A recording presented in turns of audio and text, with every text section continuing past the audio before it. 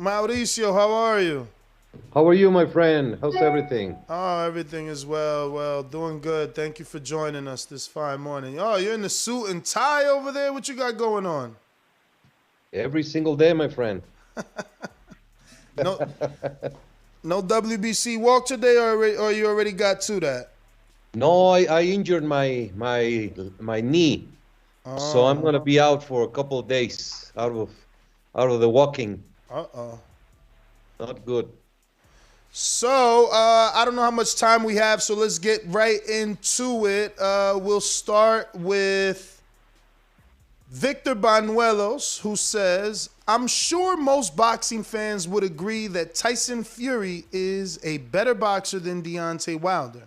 In your opinion, if Wilder were to test positive, oh boy, here we go, for amphetamine, would that give him a better chance of defeating Fury in their upcoming trilogy? Assuming he would still be able to fight despite failing a drug test. So this is definitely a backwards question, huh? Well, it's I don't think it's a question that is well worded. Mm-hmm. Um, I'm gonna go backwards, of course. The WBC Clean Boxing Program is unique. We created it, and we have worked with it for 6 years with VADA. We have done a tremendous job. We have stopped several fights. We have had strong penalties. And hopefully, what people would understand is that there are over 300 substances, but each substance is different. There are different categories of dangers or effects on each substance. So, the way I have given some examples so people can relate and understand, there are felonies. One felony could be stealing a candy bar from the store, and that's stealing. But also, if you go into a bank and rob a bank with rifles and with aggression, that's still stealing. But the penalties are much more different. So we did Valdez a severe 1 year program that he has to comply with. He did not go unnoticed. We did a whole process. But what people should understand is that the WBC managed the results, and we took that route. There's nothing more important than the integrity of the WBC and the program, clean boxing program. So to talk like that about Wilder, or what could happen, it's no need to answer that question. So Mauricio, I guess now in Hey, retrospect, do you feel like maybe choosing to say that Fettermine is the equivalent of taking three Red Bulls was not the right choice of words for that particular instance, or do you still No, stand by that quote? I stand by that because that was one of the examples that one of the scientists gave. Phentermine is a prescription drug used to suppress appetite. So it is used in obesity cases. So it does not give a performance enhancing effect. That happened a month before the fight. Everything was addressed. We're still investigating what could have been the source of Valdez having small amount of fentanyl in his system, but it was not a situation to take away the title or suspend the championship fight. And one of the other elements is we discussed this with the ABC, with the Association of Boxing Commissions in the USA, and with the local boxing commission where the fight took place. So I guess that the issue for most boxing fans obviously is that there wasn't any real punishment for Valdez. There wasn't any suspension, and instead he was placed on some sort of probationary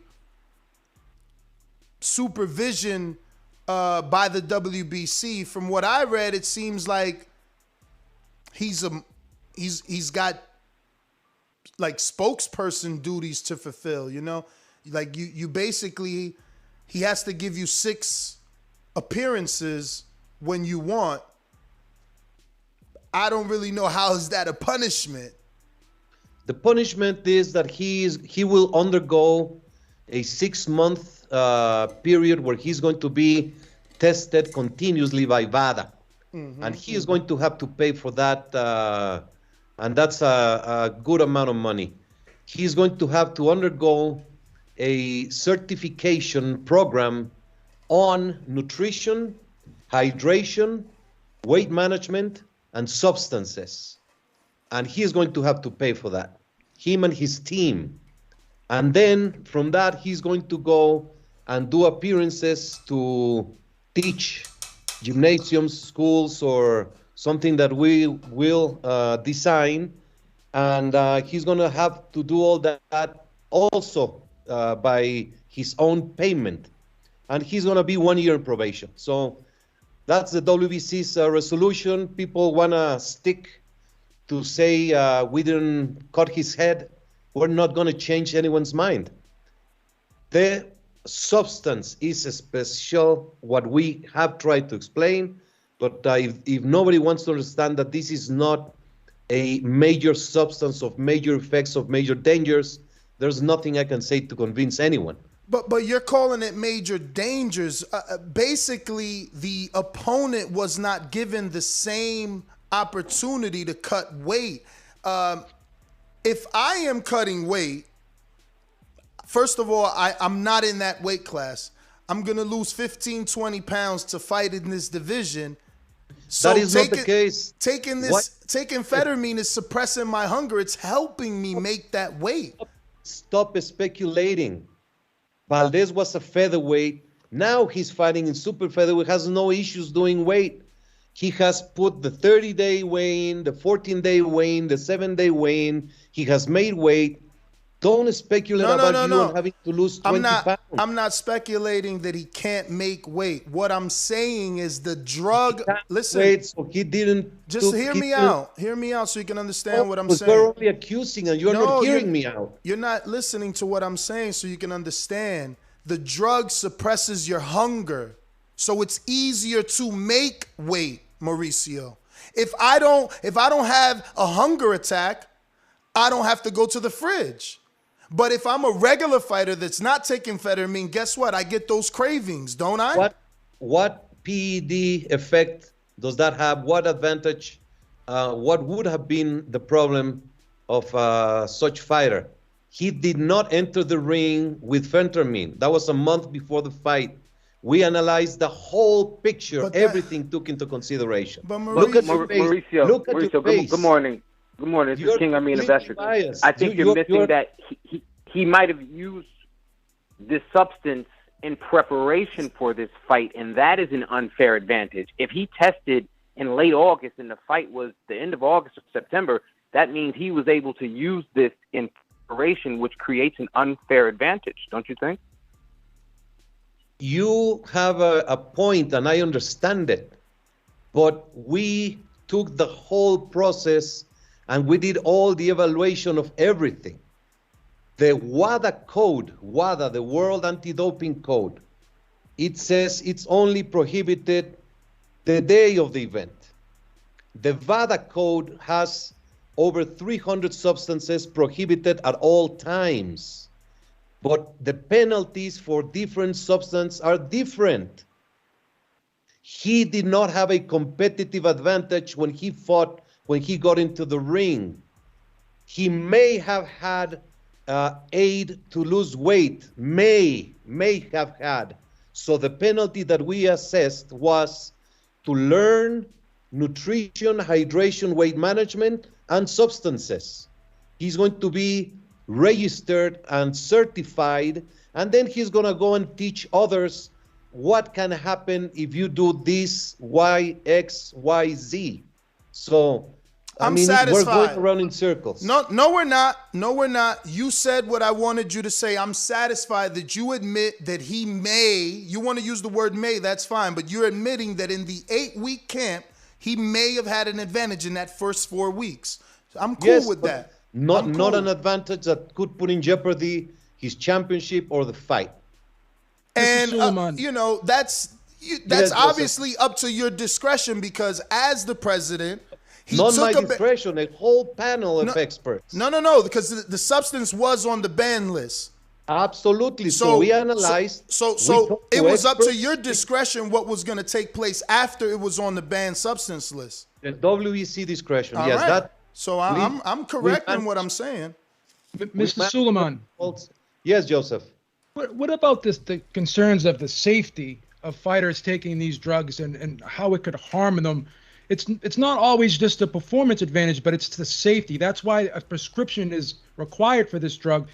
I think that the regulation has to protect the fighter as well, because fighters will do anything to make weight. They don't always put their physical health first. I think the safety of this drug is also an issue, not just the performance part of it. You're absolutely correct. The major concern of anyone taking any sort of substance, prohibited substance, or processes is the harm that they can do to themselves. Any substance, as I said, there's so many different ones, but substances hurt your liver, your heart, your brain, your kidneys. It is very dangerous to take and to use and to manipulate anything that happens in your body. That's why we have an education program. I don't know if you have watched the webinar that is in the Clean Boxing Program site. It goes through this, and we have a continuous education to the fighters and the trainers and the managers. So this is an ongoing program, and of course the concern of anyone taking anything is they can harm themselves in a bad manner. So I guess a fair question to ask right now would be, moving forward, if someone does take this drug in preparation for a fight, what will the punishment be? Good question. It will, every single case is analyzed separately. Okay. What is the specific situation? How did it happen? When did it happen? What's surrounding? There's fighters who have taken supplements, and they even put it in the form, and they don't know that the most common thing is the naive and ignorance of the supplements or the vitamins or whatever a fighter is taking, or a nutritionist or a trainer is giving them. So that's our continuous process. We continuously try to make them understand. There's a system, a company called Access, and they can send the products to be certified and to receive guidance. So we have like a hotline where fighters can contact and be educated on that, and that's going to be Valdez's duty to educate as many as he can on different things about weight management, hydration, and substances. Are you concerned, though? Let me just get this one off, Nestor. It's very important. Are you concerned that if someone else looks at this and hears this interview, another fighter, they're going to say, well, Mr. Valdez was able to get off without being suspended. He was able and allowed to fight. Now, if I take this drug, I'll roll the dice. Maybe I can get the same treatment. And if they don't get the same treatment, can you understand the criticism that will come your way if that does happen? No, I am not concerned. I am concerned for any fighter taking anything with knowledge. That would be a different case, and if they accept they take it, that's a different. Valdez never accepted he had taken anything.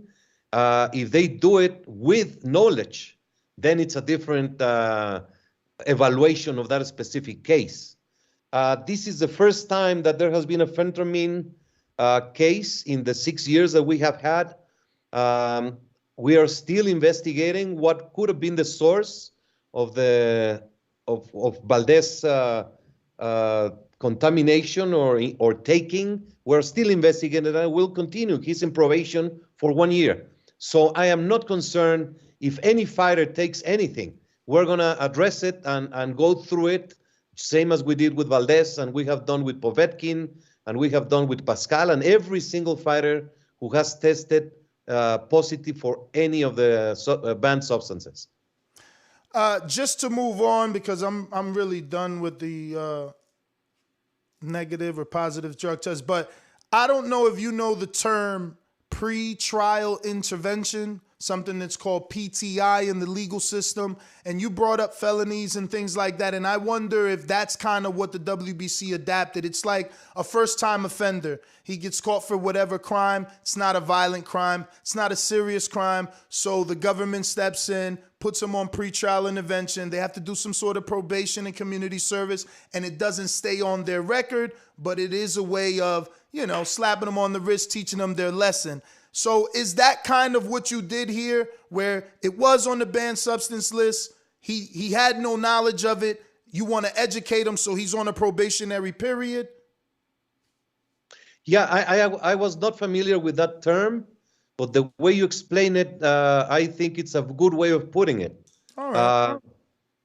Yeah, I mean, you worded perfectly the way you explain it. So because it's kind of like a first-time offender thing, and you know, you're giving them the education now. It's what it seems like. You know, he didn't know. It's the first time he ever got caught. I know Valdez said on his social media like he's been tested 30 times. So it feels like you gave him the benefit of the doubt. Like, look, we've tested you 30 times. This is the first time you pop positive. We believe you. You're on this probationary period to see, do you continue to test or not? Right or wrong? Yeah, that's a good way to word it. He went to 2 Olympics. In the Olympic Games, they have a certain testing, of course, and then 30 VADA tests, always negative. And he has a reputation unquestionable in gymnasiums. I mean, anyone that was contacted, they were surprised and they would vow in favor of Valdez. So that's a good way that you have put it. Moving forward, I got Brandon Lenz in Houston that says, thank you for coming on, Mauricio. Do you think a mandatory passing on his shot at the champion is something that should be punishable? Like, let's say he drops 20 slots in the rankings. I think it's disrespectful to the belt and the system in place to not complete the process. What do you think? I'm sorry, I'm not understanding very well. So a mandatory challenger that wins an eliminator or wins the interim title but doesn't want to fight the champion. Obviously, he's going in circles. He's talking directly. Devin Haney, Ryan Garcia, Jojo Diaz, 2 interim champions that now are instead choosing to fight each other instead of fighting the champion. Like, no one wants to fight Devin Haney. It seems so weird to us. I'm not sure about that. Devin Haney he wants to fight Ryan Garcia. We have spoken about that thoroughly in the past.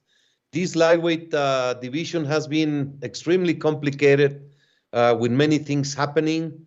And the WBC, Ryan Garcia had mental issues, and we expressed our support to him. So the WBC continued the dragging of happenings that were from before the pandemic. So we had Fortuna and Diaz fight for the interim title because Fortuna had been in place with Campbell and then with the fights that were just falling through. So we did that to continue the process.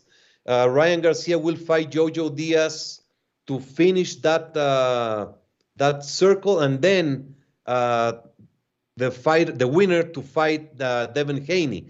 Haney can do a voluntary, or Haney can contract to fight Jojo Diaz directly, or to fight. We are giving Haney the option to take and choose the best path that he wishes.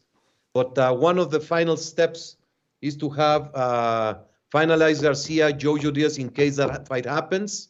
But then the next has to be the interim champion against the champion, and then try to finalize that all the mayhem that went in the lightweight division. Mauricio, you don't think that Devin Haney being champion for, I'm going to say 2 years now, and not ever having a mandatory is starting to look like almost shameful? Shameful to whom? to the sanctioning body. He's been there and he's not fighting any mandatory since he won the title. Like, that's the natural process. The number one challenger fights an interim or an eliminator for his shot at the champion, and there's no mandatory since he's won that title. I mean, I have addressed this countless times of what happened at all times. And there's a reason. I need to look at my notes, but every step on Haney, he won the title and then he got injured. And then the pandemic hit. And then he recovered. And it is very common to give a fighter that is coming back from injury the benefit that he can have another fight. That's the last title defense he did. He did Gamboa, I believe. And this year he fought Linares.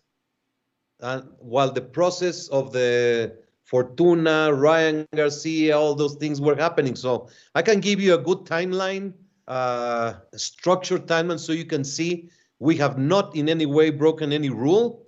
And it is not that he has not done any mandatory. It has been the WBC's line of fights that have been structured. So I'm very confident that we have not done any wrong on the rules, and Haney has not broken any rules as well. How long does the interim champion have to be interim before he's ordered to be the mandatory? It is case by case. We do not like interim championships. It's a necessity at times. We have a few interim championships. We have Dillian White in the heavyweight because of everything that has happened also in the heavyweight. And we have this one in lightweight. I believe those are the only two interim championships that we have at the time. Mr. Sulaimán, I'm not sure if you were asked this question or if you answered this question, but Deontay Wilder made a statement that he said if Fury was to pull out of this fight that's scheduled October 9th, that he would become champion. Is there any truth to that? No, that's the first I hear. I didn't hear him say that. On 78 Sports, he clearly said that Fury would be stripped and then he would end up fighting for the vacant title, and that Fury would have to pay him if he didn't fight in October 9th. I heard someone say that he said it. I read it. I heard the interview that he did on 78 Sports. He said that Fury would be stripped. Is that the case, though? Would he be stripped if he doesn't fight on October 9th? It all depends. We don't speculate. As I've been telling you all the time, something could happen that prohibits him from fighting. So I cannot say right now he will be stripped. If he gets injured, if there's something that happens, there's no fight, we would. I mean, I never like to speculate. Our rules are very clear, and we handle when things happen at that time. Was Tyson Fury's behavior after testing positive for COVID, going out and making appearances and hanging out and shopping and stuff, was that upsetting to you at all, or what were your thoughts on that? I don't follow much. Sometimes people send me some things, and it was not clear if that posting was live or from before. But if he was out while having COVID, it's an unbelievable irresponsibility. And that is not talking about a boxer or a champion, as a simple person. We're living through a pandemic that has claimed millions of lives. And to be irresponsible when you're sick cannot be acceptable in any form or manner. Now, one thing that's been criticized a lot is the franchise championship, the designation. Are you prepared to take a look at that and maybe assess if that was a good thing to do? Because it seems like it kind of log jams the division a little bit and prevents certain fights from happening. What is your thought on that? Oh, I feel very confident about the franchise designation. If you see what has happened with the franchise champions, Canelo used that designation, and then last year he decided to go and fight for the super middleweight championship, and his goal became to be the undisputed. So he has followed that route. He's not using the franchise designation, so he's been doing tremendous fights and November 6th will be the last stop. And on November 6th, unless there's a draw, there will be a unified champion, which is very good. On Teofimo Lopez, it's very regrettable that the thing with Cambosos has dragged for so long, and there's so much uncertainty. But through that, we were able to have Teofimo against Lomachenko, then Ryan Garcia Campbell, Haney with Linares, which was a sensational fight. So I don't feel, I understand what the confusion that a new creation comes and the time that it takes to stabilize. But at this time, I mean, if we were doing this in every division and here and there and doing all the things, I would understand people to be upset and to see it is not a new specific creation as it is. Mr. Adore says, why didn't the WBC order Jojo Diaz Jr. to fight the WBC champ Devin Haney after beating Fortuna? Because Ryan Garcia was publicly given by the WBC support. And he was the interim champion. And at that time, he contacted the WBC and said his mental health was fully recovered, that he was going to train, that he wanted to try and see if he can come back and fight. We gave all the time to all the camps to make a deal and Haney to make a deal with whoever he wanted. He has expressed countless times the fight he wants is Ryan Garcia with the public full arena so they can maximize the income for him and his opponent. So we have left a little bit open. It's a very specific situation. We're not going to go and simply throw away a fighter who had the guts to step up and declare his mental status. And that gave a lot of million kids suffering from anxiety, from mental depression, an example that they can come out and address the situation. So we stand by Ryan. We stand by. I'm so proud of Jojo Diaz and the way he represents with his father and his son the pride of being a champion. And Devin Haney is one of my closest friends as a fighter, and I just want them to go into the ring and clear that division. Now, boxing judge Stephen Blee issued an apology for his scoring in the Valdez Conceição fight. Did you speak with him? Is that something that you suggested for him to do? And did you also suggest him not accepting any fights, championship fights, and going through some training to help him be a better judge? Did you have any input on that? No, he was very brave, and he was so concerned. He gave me a call. He sent me the letter, gave me a call, and I said, I fully support you. I admire your guts to step up, and this is an example of what has to be done to take accountability. He could have hidden and just stayed in the shadows. I applaud him, and he's gonna go back to basics and do training and certification, and when he feels ready to be back, we will support him as well. But I applaud him. Could have been a night off. Could be a bad night. We all have bad nights. But he takes it, and I think that's the right, correct decision to go back, continue, understand what has happened, and go back. There's no way that fight was 17-110. Do you think moving forward that, because these scorecards seem to surface time and time again, do you think judges should be suspended for a brief period of time and get retrained when they turn in scorecards like this? Is that a policy that you may want to implement? We have a very strong ring officials committee, and we analyze every single fight, and we give them a score of performance. We get feedback. We talk to them.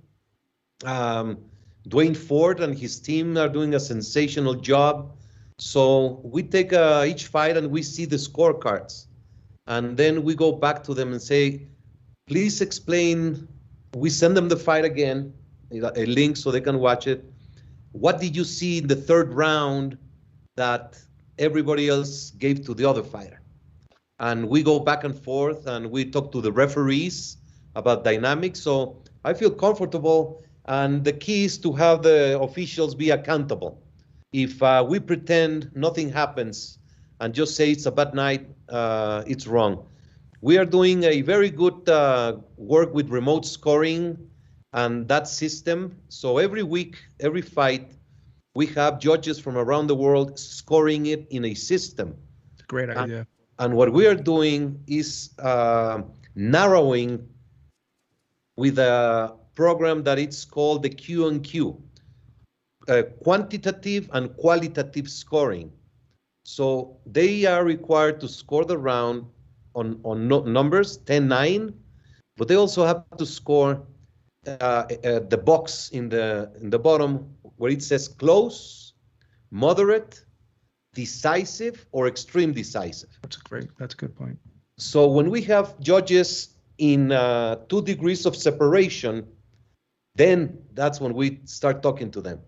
What happened that you saw this round close and the other saw it decisive? What happened? How can you see such a difference in evaluation? So it has been helping so much those who are working under this system to fully concentrate and narrow down every single round. So it's working on place. It takes time, and the more judges that get focused into narrowing it to see and to give a qualitative or qualitative scoring, is going to be something that will continue to have them uniformity in what they see and what they score.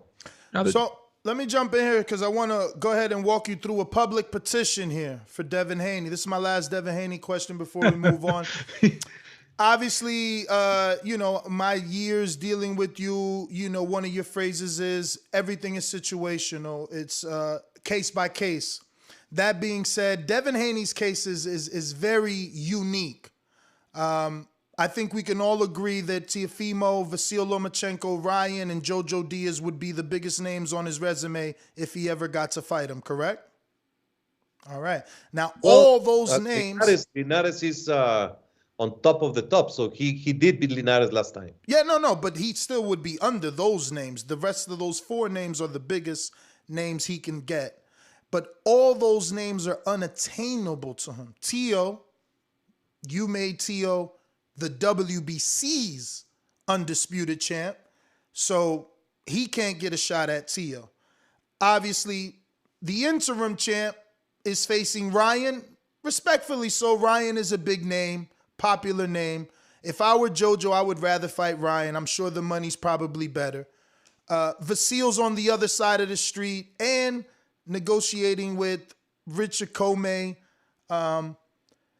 Would the WB consider Devin Haney's case special, unique, and individual and allow him to petition to unify with Maxie Hughes, the IBO champion? I know technically, normally, the WBC doesn't recognize the IBO, but again, this young man's situation is unique. He's 22 years old, been a champion 2 years, and doesn't get the opportunity to show his skills versus his contemporaries. All the other belts are tied up with Teofimo, who says he wants to fight him, but obviously is very busy with Kambosos. Yes, the IBO is not a sanctioning organization. It's a private company for profit. That is why it is not considered possibility of unifying. He could defend against him. We would have no issue. I'm not sure if he's ranked, but you have to understand that the WBC is not a promoter. And when you have ideas like you just brought up, you are coming with a new, fresh idea out of the blue. So you were first demanding other things as a voice in the sport, the voice. The boxing voice. And now you out of the blue, you bring a new one. So I'm confused. I'm getting hit all over the place. Devin Haney has been very successful. He has made very good money by being the WBC champion. The last fight, he was criticized heavily, but he defeated Linares. So I'm very proud of Haney. He has the road open to do whatever he wants. We have been supporting him heavily, and it's just a matter of time that he's able. He was negotiating with all these names that you have mentioned. So we have supported Devin, and I'm very proud of him. He's my friend. He's my nephew's very good friend, and I'm sure he's very young. He's got a long, long way to be a legendary champion if he continues to be successful. Now, the WBA had mentioned that they're going to eliminate some of their titles. They have mentioned that there's too many of them. What is your take on that? Is that something the WBC may do down the line, is try to streamline some of these title belts? Well, it's a much different, Joseph, because we don't have all those titles. We have world champion. We have a few interim champions for specific situations. And we have the franchise designation, which is a completely different scenario. But is the diamond belt gone? Is the diamond belt gone and the gold belt gone? Are those belts gone? And the silver titles? Those are trophies. The diamond, the Huichol, the September fight, the May fight, those are special trophies that give interest to a fight. They're not world titles, or they're not championships. I got you. And the silver is... So no sanction has to be paid for those, for like the Huichol belt? Or, I'm sorry if I'm mispronouncing it, but you know, I know you have a lot of different tribe belts. We pay for that. We pay for the manufacturing. It's a gift from Mexico and the boxing world. There's no sanction fee. There's a big misconception out there that if I fight for the diamond belt or I'm the silver champion, I have to pay a sanctioning fee every time out. The silver is different. Okay. The silver is not we don't call it a world championship. It's like in baseball, you have the major leagues and you have the minor leagues. Okay. And you have the AAA. And every sport has, the championship, and then different leagues that lead up to the... Let me explain to you the structure of the WBC globally.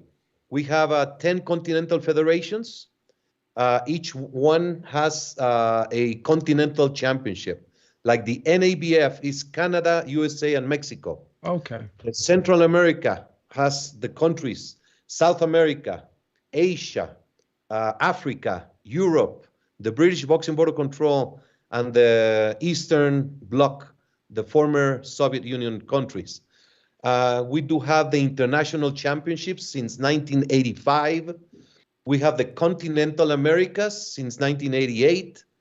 And they're just regional titles for 10 rounds. And what they do, they help newcomers to enter into a structured side of the sport with rules, with protection, with medicals. So it gives them, and when you win a regional belt, it gives you a lot of pride. And then the perfect example is Manny Pacquiao. Manny Pacquiao, his first title was the OPBF Flyweight Championship, Oriental and Pacific Boxing Federation. Then he won the international title. Then he won the WBC world title in flyweight. He lost it. Then he moved all the way to, was it Super Bantam, I believe? Yeah. Yeah, he skipped like 3, and he won the WBC International. So it is something that develops the fighters and then gets them ready to be at the great stage when they become more experienced. We got James Valdez that says here from San Antonio, Texas, please share with us your thoughts and reasons for Floyd Mayweather's picture to be considered as a representative of the WBC belt, and would Manny Pacquiao also be a possibility in the near future? Manny Pacquiao, without a doubt, is a legendary already. He has all the merits inside and outside the ring. Floyd Mayweather, the legacy that he has created through the WBC has been one of a kind. He was the champion in 5 weight categories, and he always was very proud of the WBC. He's one of those very special fighters for 2 decades, and that's why the WBC board decided to add his face to the championship belt alongside with Muhammad Ali and my father, who passed away. Manny Pacquiao will certainly will be someone that would be very special. I think in 2014 or 15, we changed the belt. So there's the ceramics on the sides. It's Ali and my father. And then we have in every single weight category, the greatest 2 champions of that division. So in strawweight, Ricardo Lopez and I don't remember the Japanese champion's name, sorry. So we go weight category, they have the 2 greatest fighters in that division, and then the champion of the division, the current champion, that's his belt. But I think additional features like Manny Pacquiao eventually would be interesting, and we will look into it. I like that recommendation. Next one is from Jab Left Hook that says, Saludos, Don Mauricio, desde California. Échale ganas que al cabo los bocones siempre serán. I can't wait. So échale ganas que al cabo, I don't know. ALCABO. How do you pronounce that? Al Cabo. Al Cabo. That must be a Mexican one. What does that mean? Well, échale ganas means stay strong. The loud mouths will be loud mouths. Will always be loud. Okay. Gracias, amigo. You know, I will never step away from a question. And I like confrontation. I don't mind it, as long as it is respectful and it has constructive items, you know. If you go to social media on any account, not mine, not yours, any account, wow, the messages that you read are horrendous. But if you learn to understand it, then it's no issue. When someone is attacking you, it's systematic and it has no value. But someone comes with a good recommendation, with a good complaint, with a thing that can make you understand and go back. We truly cherish people getting to us and giving us their feelings and their knowledge. You know, we don't know the rules as fans. When I watch a NFL game and, you know, there's difficult rules, or in baseball. I mean, this season we have seen the strangest plays and we don't know all the rules. And it's hard to blame an umpire or a boxing judge or a referee. You know, things happen very quickly, but we must strive for justice and for safety. So anyone who has a comment, I welcome it, and they can write and we always respond. But just don't remember my mother, because that's a very hurtful, like what happened with Canelo. Speaking of that, this is the last question from New York. Show Kid says, good morning. What are your thoughts on Eddie Reynoso being as though he has multiple WBC champions that have failed drug tests?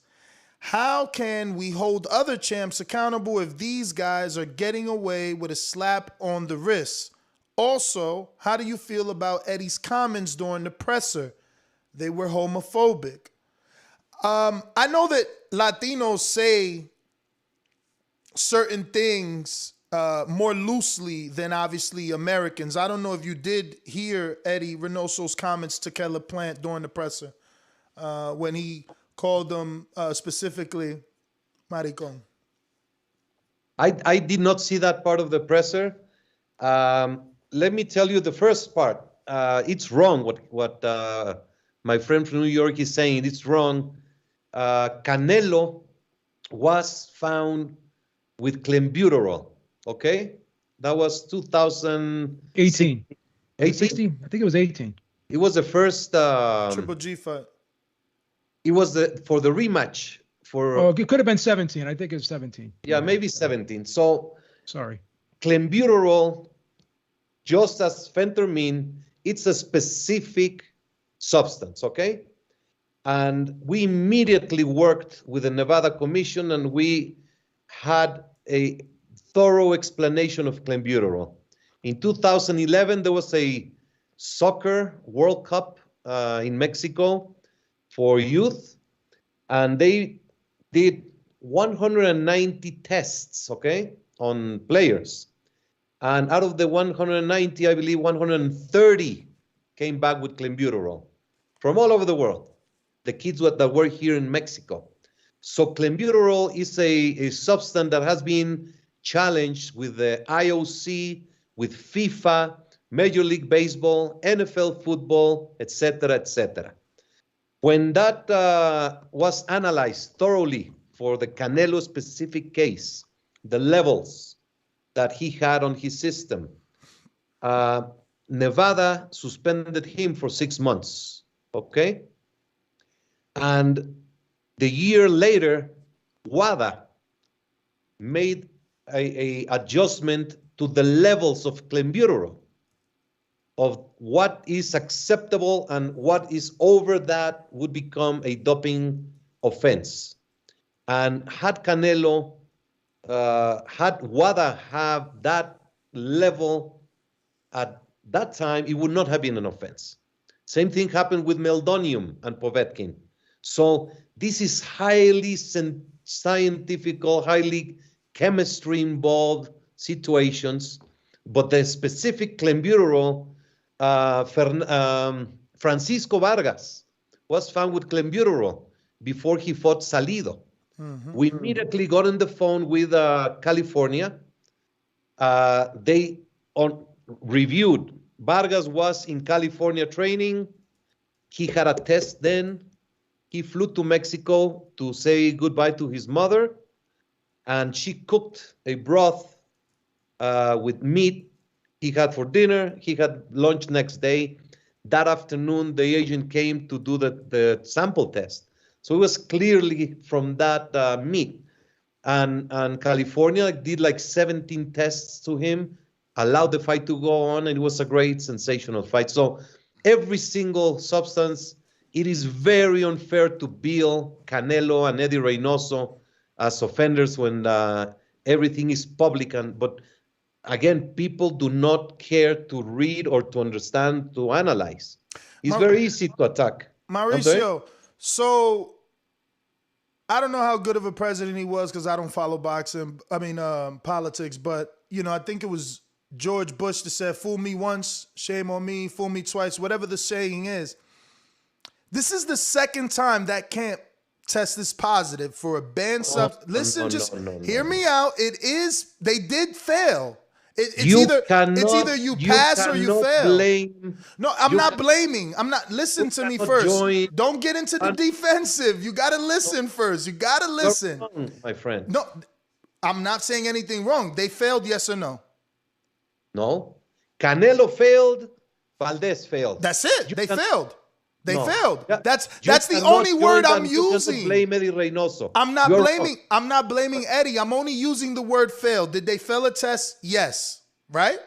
Canelo. And Valdez. And I just explained thoroughly the clenbuterol situation. And I understand it, but you got to hear my entire sentence so you understand the question.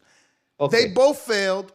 They weren't negative. They were positive. So they both failed. They both fight out of the Eddie Reynoso camp. All I'm saying to you as my friend, I consider you a friend. We've been knowing each other for a long time. You've treated me better than any other sanctioning president has. As my friend, public perception is that team continues to pop for diuretics. Don't you think it's a coincidence that the fighters are testing for something that suppresses or helps them in weight loss? If you Google clenbuterol, they're not diuretics, Ness. They're weight loss agents. It's exactly the weight loss agents. So I used the wrong word. They're aids in weight loss. Clenbuterol, no. Yes, you're wrong. I have the definition pulled up. It turns fat into muscle. It grows. It makes you big. I'll correct you on that, Mr. Sulaimán. Let me read the Let me read the definition. Sparing, but it helps you utilize fat for energy better, and it's muscle sparing. So it is anabolic. The definition does have anabolic properties to it. The definition clearly states that clenbuterol could be used as a weight loss aid because it increases a person's metabolism. Yeah. As well as reducing body fat. All I'm saying is, moving forward, I am your friend. That's two different diuretic or diet agents out of, they're fighters. You know the difference between right and wrong. They're training for a fight and they keep popping for something that helps them lose weight. I just don't think a third time it'll be them taking advantage of you is all I'm saying. This is 2 times. I'm just saying. Yeah. As your friend, that's how I feel. They know. It's very easy to articulate and put it the way you do it. Are you a lawyer by profession or? I'm just good at what I do. I'm not sure how good you are in attacking. That's not fair in attacking. The chat agrees with you, Mr. Sulaimán. They don't think he's a great lawyer. Listen, I am not attacking. I'm just saying 2 times. It's a fair question. I have to say. Maybe I'm not wording it right. Can you help me word it differently, Joe? I'm just saying. I think I would word it this way. Can you understand how it looks suspicious, even if it is coincidental? Is that a fair way to present that question? Yes. Okay. Of course, because human nature is that. We are all suspicious of everything. We are negative. When has someone talked about the clean boxing program in these 6 years positively? When has someone gave us any credit for spending hundreds of thousands of dollars for being out there, for canceling fights, do you have any idea what it is to manage a clean boxing program with almost 1,000 fighters enrolled, the databases, the communications, the programs of awareness? Nobody gives any credit because we don't like to talk about the good things. If I go to the movie, I'm not going to go with the one that has a saint and a church, but I'm going to go and watch the one that has an axe and a murder in the poster. We all like violence. We like turn on the news, go to a movie, play a video game. So I understand we are in the attack mode constantly. So I take it, I understand. But it is not fair for Eddie Reynoso to be billed as a cheater, or Canelo or Valdez. That's it. Yes. I'm sorry to interrupt you. Would it be fair to say in the fentanyl case, because I took a lot of heat for this too. I 100% do not believe it is a performance enhancer. I actually think it could possibly be worsen performance if you're already lean and you're trying to cut weight. And you're not eating, you're not properly giving yourself the nutrition to recover. I think it may have even hurt Valdez's performance. But because VADA has it, as a banned substance all the time, do you think maybe you should probably go back and have a discussion and maybe look at that list with VADA and because I appreciate that you grouped in, you didn't just take VADA, you looked at a scientists, doctors, which is something I like to do. I don't like to just take someone's word for it. I like to get multiple opinions. And WADA believes that, out of competition, that it's fine to have that drug, whatever. Do you think maybe you may have to sit down with VADA and revise that list? Is that, an option, or is that something you may consider? No, I don't think so, because that is the purpose of the clean boxing program. We are with VADA. It is the best program out there for boxing, and I would say for all sports. And if there is someone using something in that list out of competition, without a fight scheduled, with a fight schedule, we want, and it pops up, we want to know, and then we address it. I'm telling you. So you have the right. Just because it's on their list, you have the right as a sanctioning body to assess the situation the way you see fit. Because the perception out there is, because you're using VADA, that you have to follow lockstep with that list, just because they don't implement punishments. They just do the testing and they tell you the substance. But I've said this several times. it's up to the sanctioning body and the commission to make a determination based off the information they're given. So it is situational, I still believe. But I think the misconception out there is because, you use VADA, that because they see that that's banned in and out of competition, they're expecting Valdez at the very least to be stripped of the title because of that. And the commission does follow the VADA protocol, but everyone is expecting the WBC to, follow lockstep with VADA. But can you clarify that isn't the case? Is that a fair thing to assume, or is that correct statement? No, we do follow VADA, and we did follow VADA with Valdez. So the substance was found, and we intervened and did all the whole protocol. And the decision was to establish the punishment as we did, like my good friend Nestor just said that thing about the court. We did, and we want to find anyone that has an illegal substance, regardless when it is, then we can address it and take we have had dopings that have gone from warnings, from financial punishments, and a wide variety all the way to taking the title away. So we make the results management. So, but they do have a stance, Mr. Sulaimán, that they believe, and Dr. Margaret Goodman herself had said this. She does not believe that stimulants should be taken at any time during training for a fight. So I think because of the conflicting information between VADA and WADA, that's where all of this controversy stems from. So I guess respectfully, my suggestion to you is try to get everyone on the same page so there isn't this confusion, because VADA has a list, and then it says we adhere to WADA protocol, but then it has a list of the supplements at the bottom. It says these are banned at all times in and out of competition. Just like boxing is very critical because everyone does their own thing. It's like the Wild Wild West. One commission does one thing, another commission does another thing. It seems to be the same way with these drug testing agencies, right? So I think I would make a suggestion, to try to sit down with VADA and try to make it so it's not so different. Like it's more uniform, in other words. I think you need a uniformity. Like a WBC banned substance list. Yeah. Or at least say this: we use VADA for the testing, but it's up to the WBC's sole discretion to determine how we want to handle these situations. Because, to be fair, VADA just does the testing and they tell you the results of the test. That's all they do. They don't, they don't handle discipline. They don't administer punishment. They don't do any of that. And I think there's a misconception with the public when they have something on the website that says banned at all times. And then they're assuming that you're going to adopt that policy and process as well. Exactly. So I think we need to fix this where there's not this disconnect in the information, is what I'm trying to say. And I say that with all due respect. Yeah, we have to be more clear. If any of those of the public would go to the website of the WBC and go in the clean boxing program, that's the whole protocol. And that's where it says what the WBC does and how we do it, how the results are managed.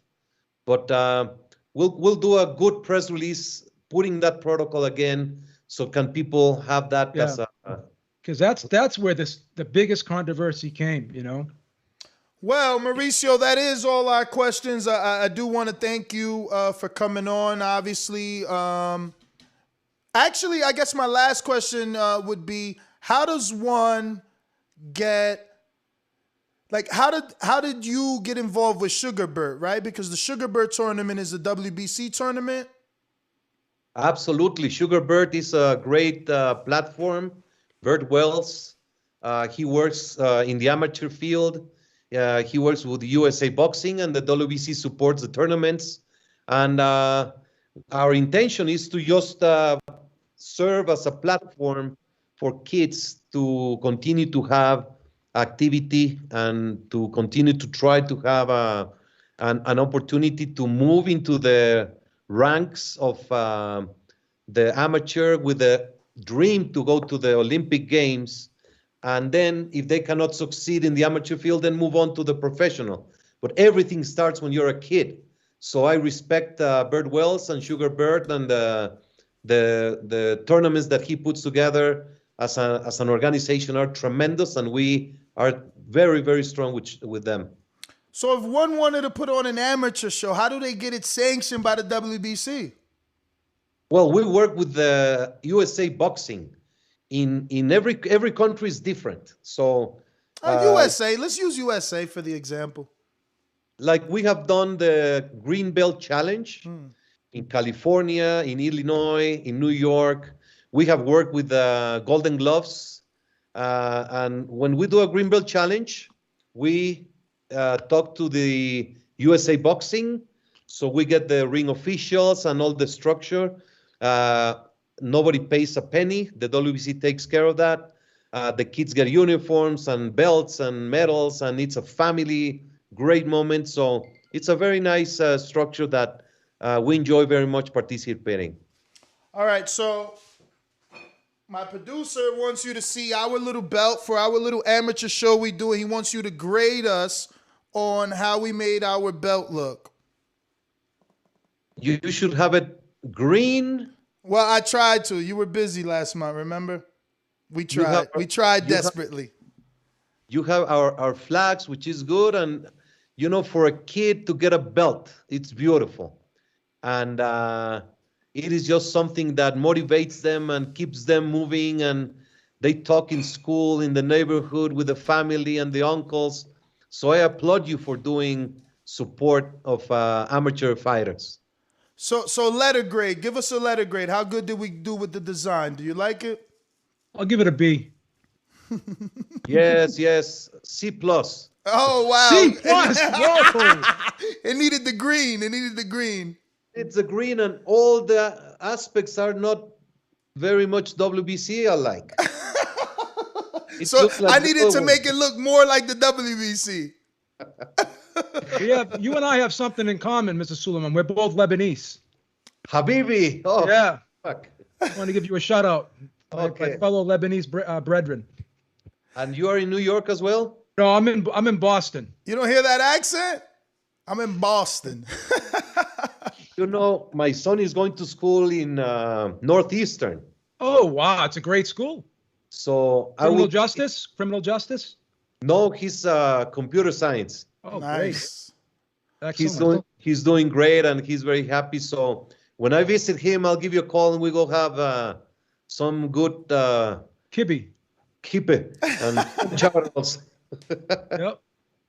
Oh, very nice, Joseph. All right. Well, Mauricio, man, thank you so much for your time. We appreciate you as always, man, and keep fighting the good fight. Excellent. Have a great weekend. Take care. All right. There you have it, ladies and gentlemen. Mauricio Sulaimán. Yo, if you enjoyed the video, feel free to hit the like, subscribe, and share. As always, if you want to support us to the next level, head over to the patreon.com/ThaBoxingVoice. We have tons of exclusive from Border Wars, Untitled, betting shows, the list goes on and on and on. But in addition to that, if you guys have questions for fighters, trainers, and promoters, this is where you can submit them. We will run out, get these questions answered, and put it back on the show just for you guys. Appreciate it. Peace.